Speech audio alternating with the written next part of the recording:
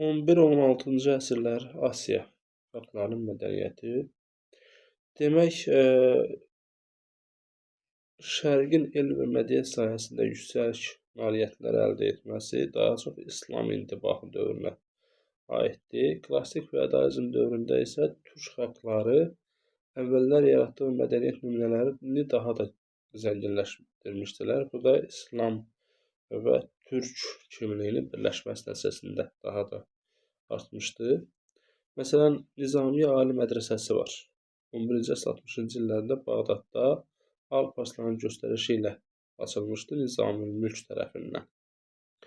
Və Müsəlman Şərqinin, eləcə dünyanın ilk universitetlərindən biri hesab olunur Nizamiye Mədrəsəsi. Və Azərbaycanlı alim Xətib Təbrizi də 40 il burada dərs demişdi.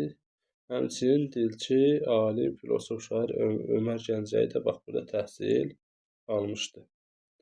Sonra Ömər Xəyyam dövrün şairi, riyaziyyatçısı, astronomu idi.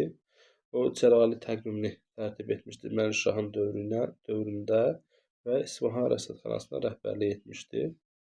Demək, Mahmud Kaşqari Ulduz Büslənin dövrü adının türk dilində belə formasını vermişdi, türk dilində vermişdi. Və həmçinin Divan-ı Lüğəti Türk əsərini yazmışdı 1077-ci ildə. Divan-ı Lüğət Türk əsəri o dövr üçün zəngin əsərdir və bugün ondan istifadə edilir. Uluq bəy dediyimiz kimi Teymurilərdə həm hökmdar idi, həm də astronom idi. Və demək, ay və günəşin orbitlərini müəyyənləşdirmişdi. Demək, Səmərqənd Rəsədxanasının inşasına rəhbərlik etmişdi.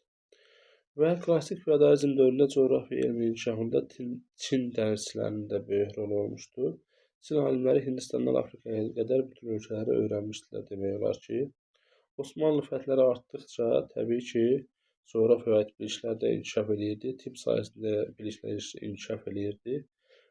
Paytaxt Osmanlıda Ədirlə idi. O dövrdə Azərbaycanın Təbriz məşhur paytaxt şəhəri idi və burada Darüşşəfalar var idi. Və 13-14-cü əsrlərdə Çində barıt və metal top ixtira edilmişdi. Həmçinin memarlıq abidələri əsas bax bunlara diqqət yetirmək lazımdır. Güramir türbəsi 14-15-ci əsrlərə aid Səmərqənddə inşa edilmişdi. Güramir türbəsi, Şah-ı Zimdə məqbərəsi və Səmərqənd Rəsədxanası və məqbərəsi bax bu dövrdə inşa edilmişdi. Sonra 15-ci əsr İstanbulda türk memarlıq abidələri Çinilli köşk, Topqapı sarayı, Fənərbağça sarayı. 16-cı əsr türk xalqlarının mədəniyyəti. Və demək, 16-cı əsrdə türk xalqlarının mədəniyyətinə kimlər daxildir? Piri Rəis, Katib Çələbi, Övliya Çələbi, düzdürmü? Piri Rəis məşhur türk admiralı idi, coğrafiyyaşünası idi. 1513-cü ildə dünya xəritəsini çəkmişdi və Sultan 1-ci Səlimə təqdim etmişdi.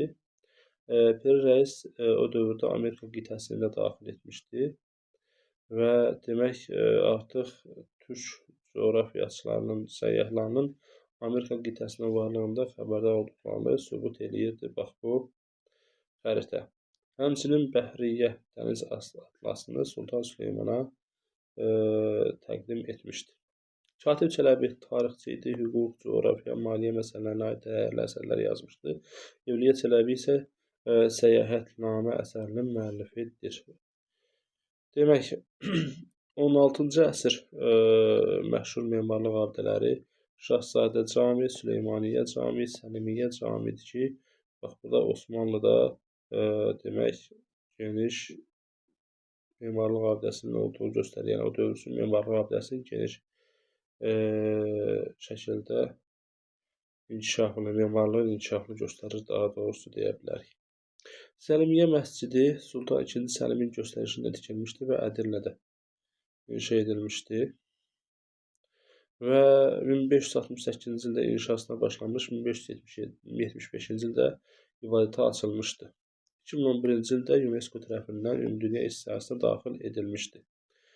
Böyük Moğol hökmdarı Əkbər Şahın dövründə Hindistan mədəniyyəti daha da inkişaf eləmişdi. Ona görə də bu dövrə Əkbər əsri dövr deyirik, yaxud deyirik ki, Moğol dövlətinin qızıl dövrü.